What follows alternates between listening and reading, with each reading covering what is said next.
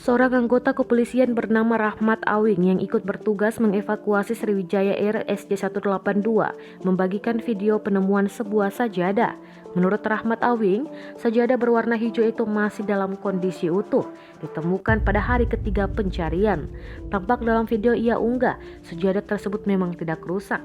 Kini diketahui jika sajadah hijau tersebut milik YouTuber Faisal Rahman yang turut menjadi korban kecelakaan. Faisal Rahman sendiri sempat mengunggah video melalui akun Instagramnya pada 12 September 2019. Di video tersebut, Faisal bermain piano menyanyikan lagu Love of My Life.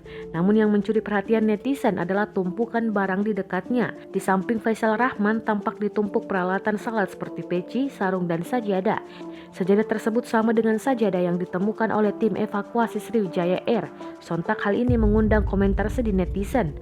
YouTuber bernama Faisal Rahman masuk dalam manifest penumpang Sriwijaya Air SJ182 yang mengalami kecelakaan pada Sabtu 9 Januari 2021.